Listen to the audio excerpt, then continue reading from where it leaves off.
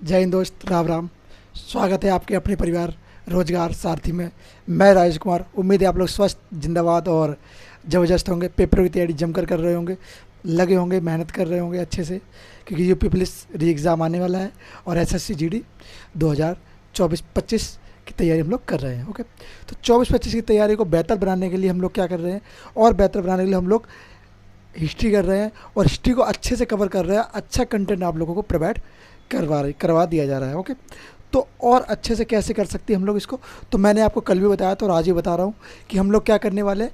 हम लोग सोमवार से एसएससी जीडी और यूपी पुलिस के प्रैक्टिस सेट लाने वाले हैं, जीके जीएस के। ओके, एसएससी जीडी के किसके, जीके जीएस के प्रैक्टिस सेट आप लोगों को देखने को मिलने वाले हैं। उसके बाद हम लोग क्या करेंगे, उसके बाद हम लोग यूपी जीके को भी करेंगे। ओके, यूपी जीके को करेंगे और क्या करेंगे, और हम लोग और भी चीज़ें इसके साथ शामिल करेंगे। ओके, तो सबसे पहले काम करिए आप लोग, क्या लाइक शेयर सब्सक्राइब चैनल को कर दीजिए और अपने मित्रों के पास भेज दीजिए, प्यारे प्यारे दोस्तों के पास। ओके, फिर आगे बढ़ते हैं, जानते हैं अपने टॉपिक की ओर। टॉपिक हमारा कौन सा है, टॉपिक हमारा चल रहा है जैन धर्म, और ये जैन धर्म की लास्ट वीडियो होने वाली दोस्त। ओके, तो जैन धर्म हम लोग लास्ट वीडियो में पूरा जैन धर्म कवर कर लेंगे। ओके, तो ये लास्ट वीडियो जैन धर्म की। इससे पहले कितनी, इससे पहले भैया आप कहेंगे कि 2 वीडियो हम लोग कर चुके हैं। उम्मीद करता हूँ कि आप लोगों ने 2 वीडियो देख के वहाँ पे यहाँ पे आए होंगे, क्योंकि 2 वीडियो जो देखा होगा वो समझ गया होगा क्या है इसके अंदर, कैसे हमने पढ़ाया होगा। कंटेंट आपको बेहतर मिलेगा, सबसे अच्छा मिलेगा कंटेंट। ये मत सोचना कि कंटेंट ख़राब मिलेगा, ऐसे ही पढ़ा रहे फ्री में तो कंटेंट ख़राब मिलेगा। नहीं दोस्त, कंटेंट आपको एक नंबर का मिलने वाला है, ज़बरदस्त कंटेंट मिलने वाला है आपके। अगर बोला जाए तो हिस्ट्री से आपके एसएससी जीडी और यूपी पुलिस में जितने भी क्वेश्चन आएंगे आप लोग यहाँ से कवर कर सकते हैं। 3 आए, 4 आए, 2 आए, 5 आए, 6 आए, कुछ भी प्रश्न आए आप लोग यहाँ से कवर कर सकते हैं आराम से। निश्चिंत रहिए इस चीज़ के लिए कि कंटेंट आपको अच्छा नहीं मिल रहा है, कंटेंट आपको एक नंबर का दिया जाएगा। बस शर्त बस इतनी है कि आप लोग चैनल को लाइक शेयर सब्सक्राइब कर दीजिए और अपने मित्रों के पास शेयर कर दीजिए। फिर बढ़ते आगे, जानते अपने टॉपिक की ओर। ओके, टॉपिक अपना क्या है, जैन धर्म। जैन धर्म की लास्ट वीडियो है ये। इसके बाद हम लोग शिफ्ट हो जाएंगे किस पे, 16 महाजनपद पे। ओके, उसके बाद हम लोग पढ़ेंगे 16 महाजनपद के बारे में, कि 16 महाजनपद कैसे कैसे थे, उसके बारे में जब हम पढ़ेंगे तो उसमें जानेंगे। उम्मीद करूँगा लाइक शेयर सब्सक्राइब कर दिया होगा, बेल आइकन को जरूर दबा दीजिए, क्योंकि इससे क्या रहता है आपके पास नोटिफिकेशन, जब भी वीडियो आएगी तो नोटिफिकेशन आ जाएगा उसका। ओके, तो लाइक शेयर सब्सक्राइब कर दीजिए। भैया हम बात करें जैन धर्म के बारे में। जैन धर्म क्या कहता है, जैन धर्म कहता है कि इसमें कितने 24 तीर्थंकर होते हैं जैन धर्म में। तो 24 तीर्थंकरों के बारे में हम लोग जान चुके थे। उनमें से एक जो महत्वपूर्ण तीर्थंकर है, जिनको हम कहते हैं महावीर स्वामी, जो कि जैन धर्म के वास्तविक संस्थापक कहलाए जाते हैं, कहा जाता है उनको। अब वास्तविक संस्थापक क्यों कहा जाता है, इसके लिए मैंने आपको पिछली वाली वीडियो में बता दिया है, तो वहाँ पर जाके आप लोग समझ लीजिए। ओके, आइए बढ़ते आएंगे। जैन धर्म की शाखाएँ हम लोग कहाँ तक आ चुके थे, जैन धर्म के बारे में जान चुके थे, गौतम बुद्ध के बारे में जान चुके थे। अब जैन धर्म की शाखाएं, क्योंकि जैन धर्म बहुत आगे बढ़ चुका है, अब उसको 2 भाग में डिवाइड हो जाएगा जैन धर्म। क्या, जब जैन धर्म की 2 संगतियाँ हुई थी, एक 300 बीसी में और एक 512 बीसी में।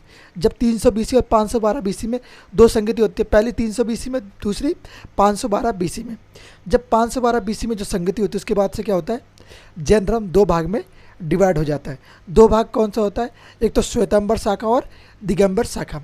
तो 2 शाखाओं में ये डिवाइड हो जाता है। चलिए जानते हैं कौन कौन सी शाखा है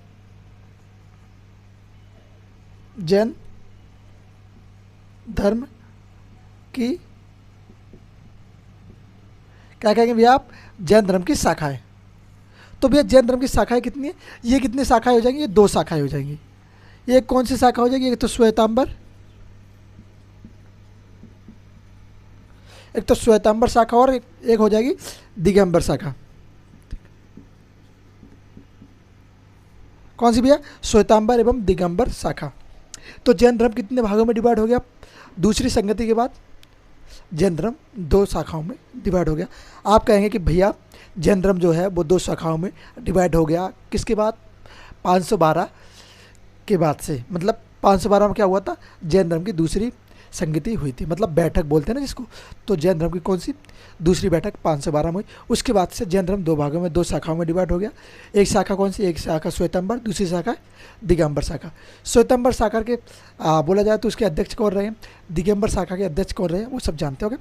जैसे बात करें जैसे बात करें श्वेतांबर शाखा के स्थूलभद्र,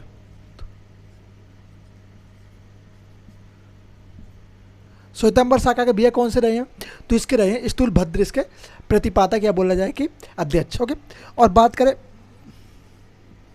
दिगंबर शाखा, तो दिगंबर शाखा के कौन है, भद्र बाहु। क्या कहेंगे भैया, आप कहेंगे कि दिगंबर शाखा के जो हैं प्रतिपादक या फिर बोले अध्यक्ष, तो रहेंगे वो भद्रबाहु। भद्रबाहु इस शाखा के हो जाते हैं। तो भैया इन दोनों में अंतर क्या है, श्वेतांबर शाखा और दिगंबर शाखा के लोगों में अंतर क्या है। इन लोगों ने बोला था अपनी अपनी शाखाओं में डिवाइड हो गए, तो ये लोगों का कर्तव्य क्या था, ये लोग कौन से व्यक्ति कहलाए, ये लोग कौन से व्यक्ति कहलाए। तो आप लोग जैन धर्म में दो प्रकार के व्यक्ति देखते हैं, एक वो व्यक्ति जो नग्न अवस्था में रहते हैं, जो नग्न रहते हैं, और दूसरे व्यक्ति कौन, जो सफ़ेद वस्त्र धारण करते हैं। क्या करते हैं, सफ़ेद वस्त्र को धारण करते हैं। तो ये दो वो शाखाएं हैं। एक शाखा वाले व्यक्ति कौन हुए, ये जो दिगंबर शाखा वाले व्यक्ति, ये कौन सी हुए, नग्न व्यक्ति हुए। क्या नग्न कहलाएंगे इनको हम, क्या कहेंगे, ये लोग नग्न रहते हैं, निवस्त्र रहते हैं, मतलब वस्त्र नहीं पहनते ये लोग। ओके, ये लोग रहते हैं निवस्त्र। आप लोगों ने देखा होगा कि ये लोग बहुत बार निवस्त्र सड़कों पर रैली करते हैं, निकलते हैं, बहुत बड़े जगह जाते हैं। ओके, तो ये हो गए कौन से, दिगंबर शाखा वाले व्यक्ति। ओके, और नीचे आ जाओ तो फिर जानते हैं श्वेतांबर शाखा के व्यक्ति कौन होते हैं। ये भैया होते हैं, ये होते हैं, ये वो व्यक्ति होते हैं जो सफ़ेद वस्त्र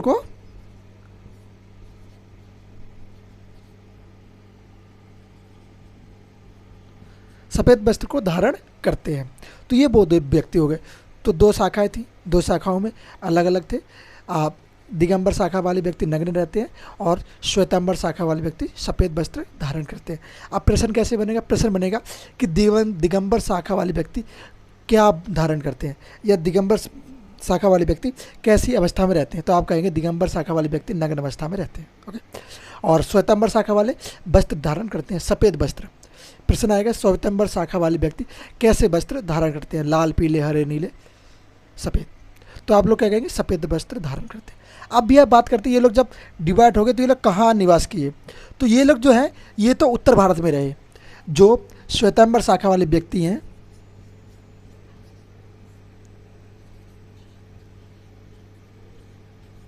श्वेतांबर शाखा वाले व्यक्ति वो उत्तर भारत में रहे, पर जो दिगंबर शाखा वाले व्यक्ति जो कहाँ आ गए, वो दक्षिण भारत में आ गए। और अब बात करें भारत का मैप कैसा होता है,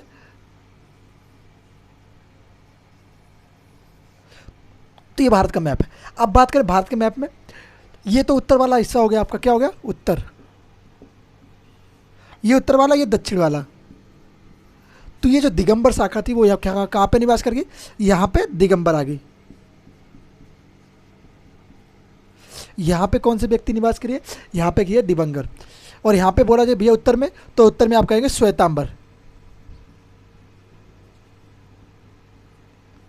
यहाँ पे दो शाखाएं होगी, एक तो शाखा उत्तर में स्थित होगी और एक शाखा दक्षिण में निवास करने लगी। तो ये वाली शाखा कहाँ पे रहने लगे, ये लोग रहने लगे दक्षिण में। ओके, दक्षिण भारत में। क्या कहेंगे, ये दक्षिण भारत में निवास किए, भारत चले गए।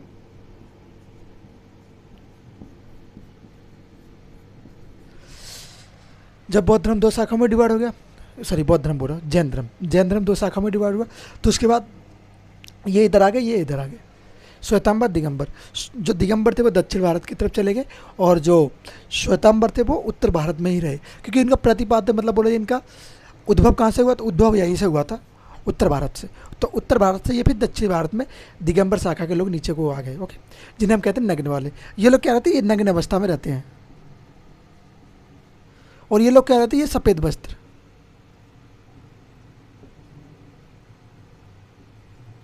ये लोग क्या करते हैं, ये सफ़ेद वस्त्र धारण करते हैं। तो ये दो शाखाएं थी जिसमें क्या हुआ, ये डिवाइड हो गए। ओके, फिर आगे बढ़ते हैं। अब हम लोग यहाँ तक जान चुके हैं, इससे आगे जानेंगे जैन शाखाएं, जैन संघ। ओके, इसको क्लियर कर दूँ मैं यहाँ से, फिर यहीं पे आपको सिखा दूंगा जैन संघ के बारे में। ओके,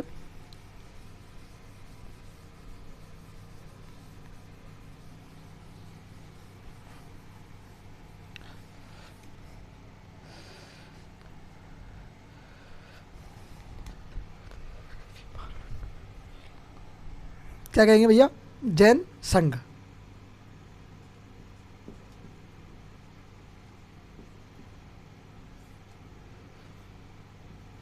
जैन संघ क्या पे, जैन संघ जो है वो क्या हुआ, जैन संघ 11 गणों में विभाजित था। क्या था, जैन संघ में क्या 11 गण, गणधार, क्या बोलेंगे, गणधार, धार थे। कितने थे, 11 गणधार थे। गणधार थे, 11 गणधार थे।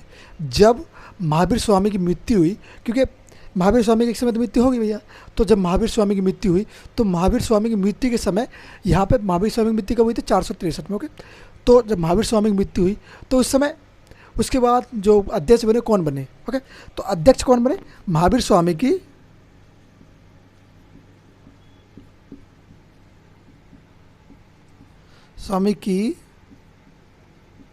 मृत्यु के बाद, मृत्यु के बाद अगला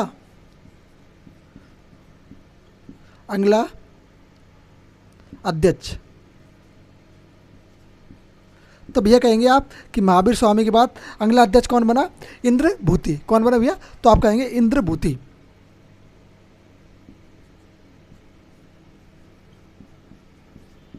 जब महावीर स्वामी की मृत्यु हो जाती है तो उनके मृत्यु के बाद एक व्यक्ति सामने आता है जो कि जैन धर्म के अध्यक्ष बनते हैं। वो कौन होता है, वो होता है इंद्रभूति। ओके, इंद्रभूति जैन धर्म में क्या अध्यक्ष बन जाते हैं।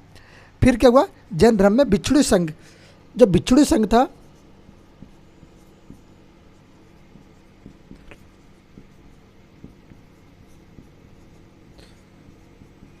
भिक्षुणी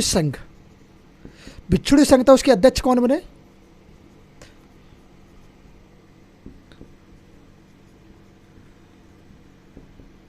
तो आप कहेंगे भैया कि विष्णु संघ के अध्यक्ष कौन बने, वो बने चंदन। तो यहाँ तक हम लोग कवर कर चुके हैं क्या, जैन धर्म की शाखाएं और जैन धर्म के संघ।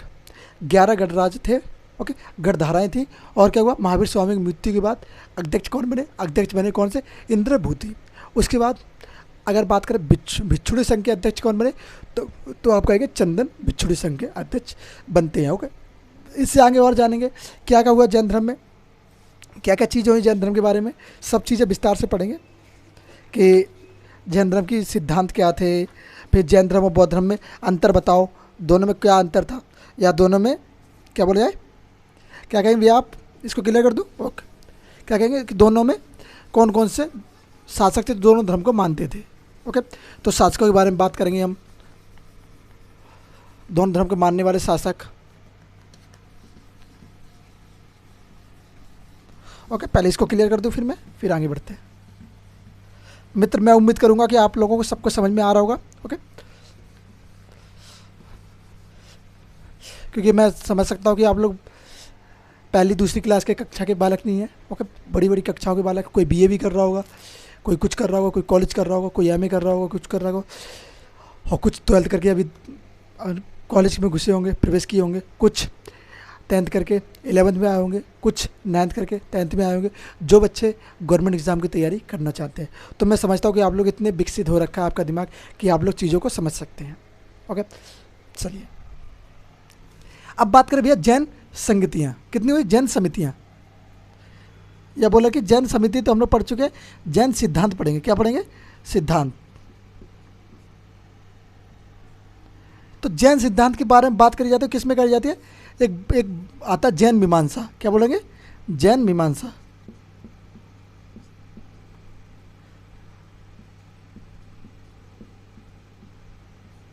किस में बात करी जाती है भैया, जैन मीमांसा में। जैन मीमांसा को हम 2 भाग में डिवाइड करते हैं। जैन मीमांसा कितने भागों में डिवाइड किया गया है, 2 भागों में डिवाइड किया गया है। एक तो कहते हैं अनेकवाद, अभी जानेंगे अनेकवाद का मतलब क्या होता है, और एक कहते हैं स्वयंवाद, स्वयंवाद। तो भैया अनेकवाद और स्वयंवाद में मतलब क्या, अंतर क्या है दोनों में। तो अनेकवाद और स्वयंवाद में मतलब है कि प्रत्येक, अनेकवाद का मतलब क्या है, प्रत्येक जीव, प्रत्येक जीव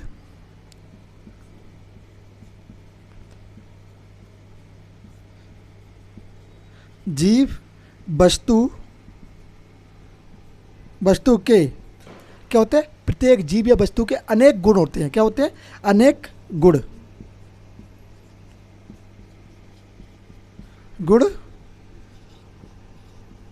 होते हैं। इनका मानना क्या है, अनेकवाद होते हैं। ये व्यक्ति क्या मानते हैं, ये लोग कहते हैं कि प्रत्येक व्यक्ति या प्रत्येक वस्तु में कुछ ना कुछ गुण होते हैं, मतलब अनेकों गुण होते हैं। और इनका क्या मानना है साह्यवाद का, ये लोग मानते हैं कि अनेक गुणों को जो समझता है उसे क्या कहते हैं, उसे कैबिल्य कहते हैं।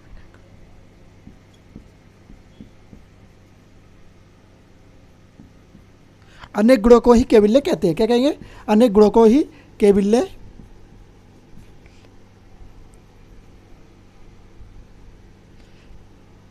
केवलिन ही जान सकते हैं। क्या कहेंगे, अनेक गुणों को केवलिन ही जान सकते हैं।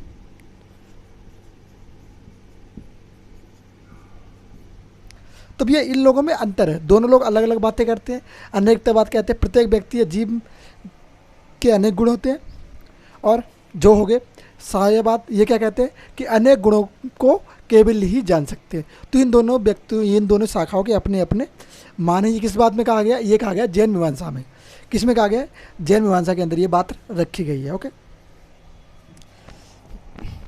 फिर हम लोग जानेंगे कि नास्तिक और आस्तिक। ओके, कि नास्तिक भैया क्या होता है, आस्तिक क्या होता है। चलिए, ये जैन मीमांसा के अंदर ही मैं इसको क्लियर कर दूं, क्योंकि जगह इसके लिए बहुत ज़्यादा चाहिए होगी। ओके, छोटे छोटे टॉपिक है, ज़्यादा बड़े बड़े टॉपिक नहीं है, बस आसानी से बस समझ में आने वाला टॉपिक है। बस शर्त बस इतनी है कि आपको समझना पड़ेगा। क्या करें भैया, एक तरफ लिखो आप नास्तिक, एक तरफ लिखो आप आस्तिक।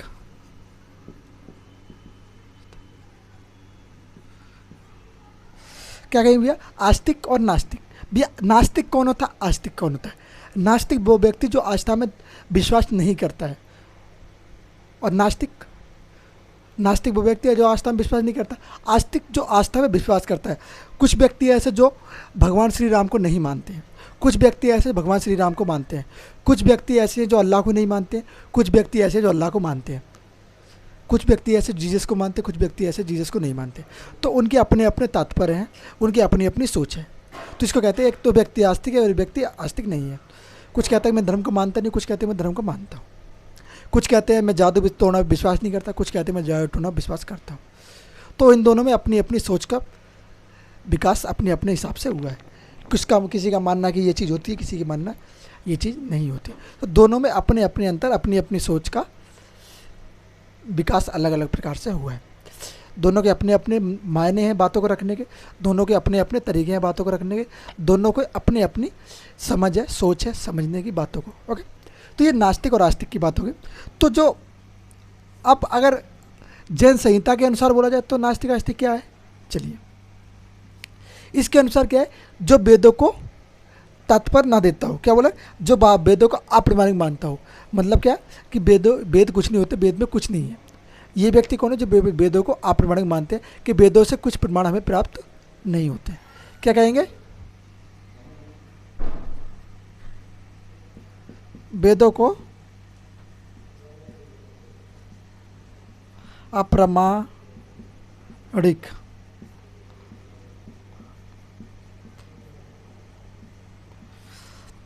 नास्तिक कौन भैया, जो वेदों को अप्रमाणिक मानते हैं। और क्या करते हैं ये लोग, ये कौन सी शाखा वाले व्यक्ति हैं, ये आजीवक समाज के व्यक्ति हैं। आजीवक समाज वही जिसके प्रतिपादक कौन रहे, मखाली गोशाल, जो क्या महावीर स्वामी के मित्र थे, और जहाँ महावीर स्वामी 6 वर्ष तक उनके साथ रहे थे। ओके, तो वही व्यक्ति है आजीवक समाज के प्रतिपादक। कौन से कहेंगे, आजीवक संप्रदाय।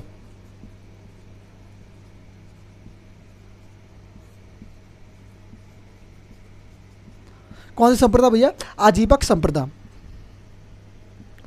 तो अब बात करते हैं आस्तिक। आस्तिक कौन होता है, जो वेदों को प्रमाणिक मानता है। क्या कहेंगे भैया,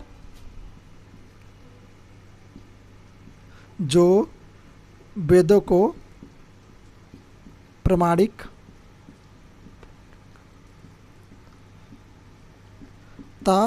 है।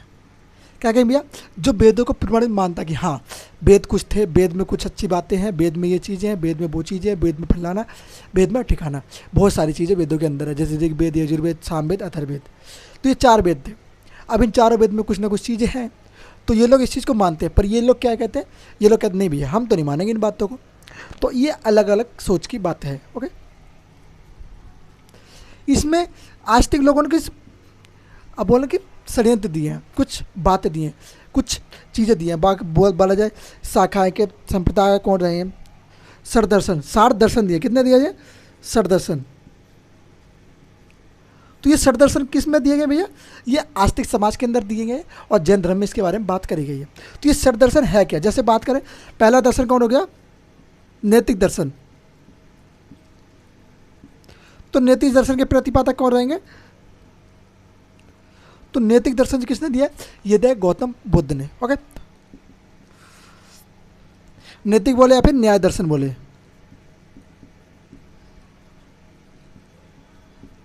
नैतिक या फिर न्याय दर्शन। और बात करें दूसरा, किसकी बात करेंगे, दूसरा बात करेंगे हम कल्पी। कपिल ने भैया क्या दिया, कपिल ने कौन सा दर्शन दिया, तो आप कहेंगे कपिल ने दिया सांख्य दर्शन। किसने दिया, कपिल मुनि ने। क्या बोलेंगे भैया, कपिल मुनि ने कौन सा दर्शन दिया, वो दिया सांख्य दर्शन। और बोल रहे हैं कि पतंजलि ने, तो पतंजलि ने दिया योग दर्शन। ओके, तो अलग अलग प्रकार ने अलग अलग दर्शन दिए। तो ये षड दर्शन है।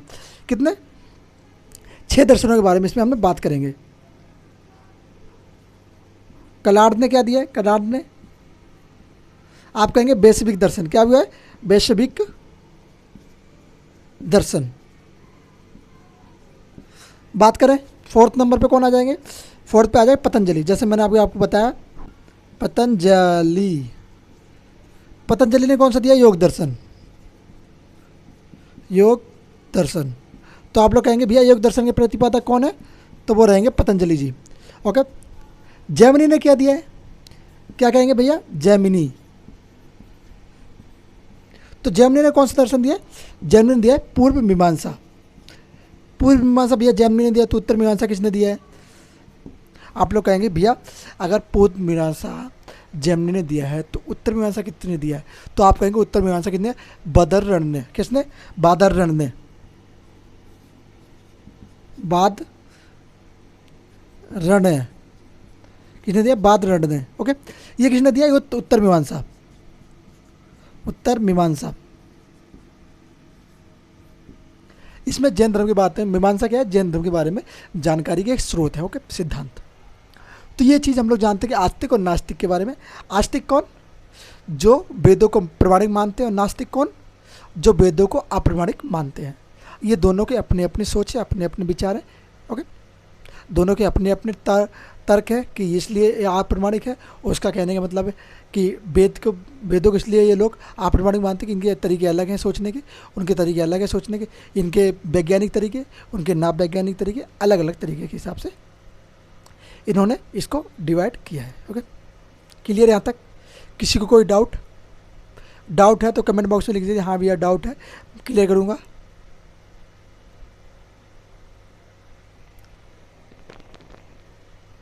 नहीं है, चलो बढ़ते आगे। क्या बोले, यहाँ तक क्लियर है, क्लियर है तो फिर आगे बढ़ते हैं।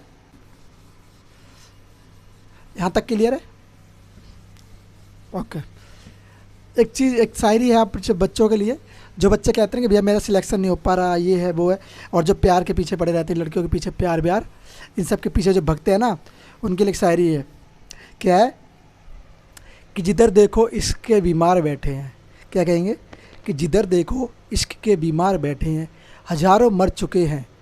क्या कहेंगे, हजारों मर चुके हैं और लाखों तैयार बैठे हैं। जिधर देखो इश्क के बीमार बैठे हैं, हजारों मर चुके हैं और लाखों तैयार बैठे हैं। कहते हैं बर्बाद होते हैं लड़कियों के पीछे। क्या कहेंगे, बर्बाद होते हैं लड़कियों के पीछे, और कहते हैं कि हम बेरोज़गार बैठे हैं। क्या कहते हैं, कहते हैं कि हम बेरोज़गार बैठे हैं, बर्बाद होते हैं लड़कियों के पीछे हैं। तब भैया यही कहूँगा कि तैयारी पे ध्यान दो, लड़कियों के पीछे कुछ नहीं रखा। इसलिए ये शायरी में कहा गया है कि हजारों बीमार बैठे हैं लाखों की भीड़ में। ओके, कहते हैं बर्बाद होते हैं लड़कियों के पीछे, और कहते हैं हम बेरोज़गार बैठे। भाई बेरोज़गार तो रहोगे ना, इतना फोकस क्यों करते हो लड़कियों के पीछे। करो, मानता हूँ, पर कम मत करो, ज़्यादा मत करो, कम करो। हर चीज़ को महत्व दो, हर चीज़ का मतलब हर चीज़ को, एक चीज़ को महत्व मत दो, हर चीज़ को महत्व, तो वो हर चीज़ आपको महत्व देगी। समझदार हो, समझदारी से काम लो। जीवन आपका, आपको व्यतीत करना। आज खुशी चाहते हो, कल खुशी चाहते हो तो आज मेहनत करो, अगर आज खुशी चाहते हो तो कल मेहनत मत करो। कल वो दुख आएगा जिस दिन तुम घर में झाड़ू लगाओगे, पोछा लगाओगे, कहीं सड़कों पे भटकोगे, रील बनाओगे, फिर लड़कियों को ताड़ोगे, ये करोगे वो करोगे। ओके, तो इससे बढ़िया आज मेहनत कर लो, कल अच्छा बीतेगा, आपका भविष्य अच्छा होगा। उम्मीद करूँगा बात समझ में आई होगी। ओके, क्या कहेंगे, जिधर देखो इश्क के बीमार बैठे हैं, हजारों की भीड़ में लाखों तैयार बैठे हैं, बर्बाद होते हैं लड़कियों के पीछे, बर्बाद होते हैं लड़कियों के पीछे, कहते हैं कि हम बेरोजगार बैठे हैं। ओके, चलिए क्या बात करें, अब बात करें तो बौद्ध धर्म और जैन धर्म को मानने वाले शासक। क्या कहेंगे, बौद्ध धर्म,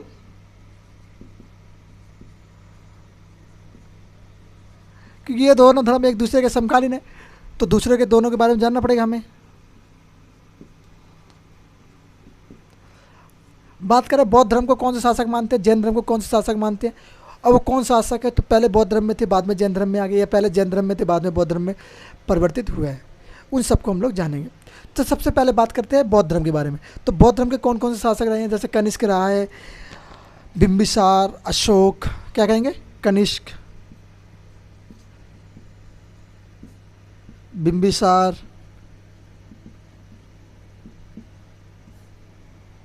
क्या कहेंगे, बिम्बिसार, अशोक, कनिष्क हो गया है, अशोक, प्रसन्नजीत, कौन सा, प्रसन्नजीत, प्रसन्नजीत हो जाएगा, और क्या, उद्यान हो जाएगा, और कौन सा हो जाएगा, और गोपाल हो जाएगा, उद्यान और उद्यान, उद्यान और क्या कहेंगे, गोपाल, जो कि पाल वंश के संस्थापक हैं। क्या कहेंगे, ये पाल वंश के संस्थापक हैं। गोपाल किस वंश से संबंध रखते हैं, पाल वंश से। ओके, तो ये क्या है, ये के बी, एक ऊपर था, क्या नाम है उनका, हर्ष, एक मिलत, इधर भी कर देता हूँ मैं। क्या कहेंगे, बौद्ध धर्म,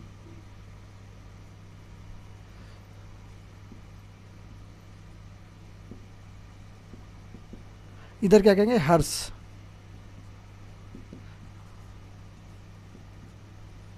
कहाँ कहेंगे, हर्षवर्धन। तो ये कौन है, हर्षवर्धन। अब क्या कहें, हर्ष के बापू, पू जी, क्या है, ट्रिक कैसे रहेगी भैया, हर्ष के बापू जी, हा से हर्षवर्धन, का से कनिष्क, बी से बिम्बिसार, ए से अशोक, पी से प्रसन्नजीत, यू से उद्यान, और जी से गोपाल। क्या कहेंगे, हर्ष के बापूजी। तो ये आपको पता चल जाएगा बौद्ध धर्म के मानने वाले शासक कौन कौन से हैं। ओके, तो ये बौद्ध धर्म के मानने वाले शासक हैं। अब आ जाती जैन धर्म के मानने वाले शासक, जैसे बोले खारवेल, खारवेल हो गया, और क्या हो गया, आजात शत्रु। क्या कहेंगे, आजात शत्रु,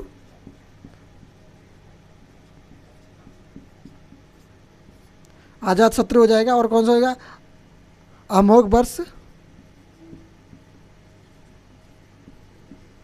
क्या कहेंगे भैया, अमोघ वर्ष हो जाएगा, और क्या होगा, चंद्रगुप्त मौर्य। क्या कहेंगे, अमोघ वर्ष और सी मौर्य।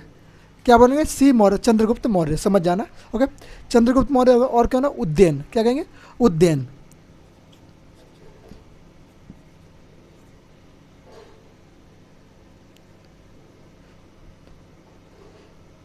क्या कहेंगे भैया, उद्यान। और कौन कहेंगे, संप्रीति। कौन सा भैया,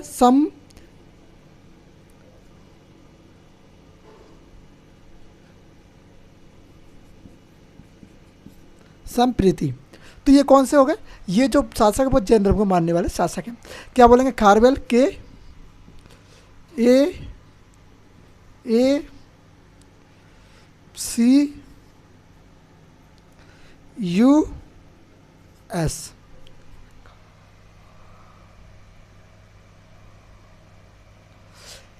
ओके, तो खारवेल, अजातशत्रु, अमोघ वर्ष, चंद्रगुप्त मौर्य, उद्यान और समृद्धि। तो उद्यान आप लोग जानेंगे कि उद्यान जो है पहले किस में था, पहले बौद्ध धर्म में था, बाद में जैन धर्म में आ गया, या बोले पहले जैन धर्म में था, बाद में बौद्ध धर्म में आ गया। तो ये परिवर्तित हुए हैं। ओके, तो ये जैन धर्म और बौद्ध धर्म के शासक है।